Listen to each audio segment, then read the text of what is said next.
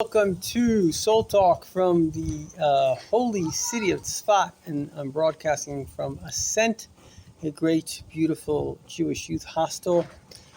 So this is going to be the essence of the basically second to last talk the Rebbe gave on this week's Parsha, Parshas Vayera. And effectively what the Rebbe teaches us is that there's a famous story where the Rebbe Rashab, when he was 4 or 5 years old, he came to his grandfather, Tzemach Tzedek, and he cried. He said, "Why is it that God appeared to Abraham and he hasn't appeared to me?" So his grandfather said, when a Jew at Tzaddik sacrificed, basically at a circumcision at 99 years old, he deserves that God should see him. But the Rebbe says that everything that occurs, it's from the Baal Shem Tov, but certainly it's true, is a lesson, particularly something that happens to the Rebbe. In fact, the Rebbe says that whatever happens to the Rebbe's is super, super organized. Now imagine, just to give you an example, imagine I'm the president of a country. So obviously my inaugural address is going to be super organized. Not everything I do is going to be as organized. I'm just calling somebody randomly, but something that's going to affect the whole world is going to be super organized.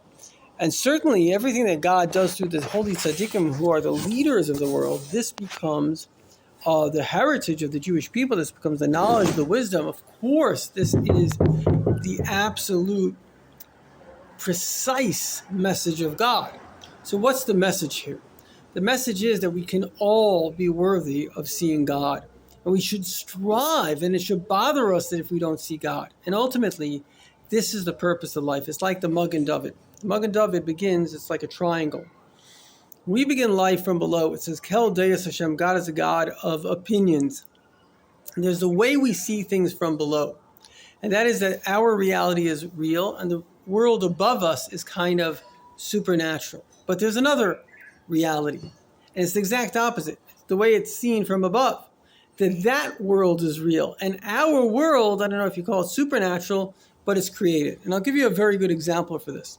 For example, for me, my parents are real. They're like, wow, my reality, or at least when I was a kid, they're my reality. But for me as a child, my child is a child. I'm creating that reality. So from the perspective of the receiver, the reality above him is absolute.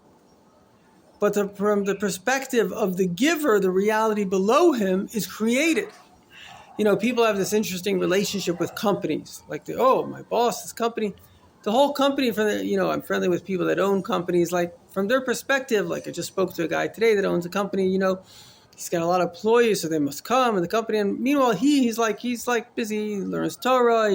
What's he into? He's not even into his company. It's just a mechanism to make money. He's into, God, his family, good things. So you see that the same reality from the perspective of the receiver and the perspective of the giver can be very different. The receiver sees the whole reality as being real, but the giver realizes it's just a created reality for a purpose. And that's the truth of life. As I've said many times based on the Rebbe, what is the purpose of life? God loves you. And therefore he made this world in order to be your personal God. And I like to say, if you want to know who God is a guide. He wants to guide you. He wants to be part of your journey. So this is our job, to strive that this moment should be a moment that God is my guide. And that's really the whole purpose of life, to allow God to be our guide in this world. L'chaim v'levracha.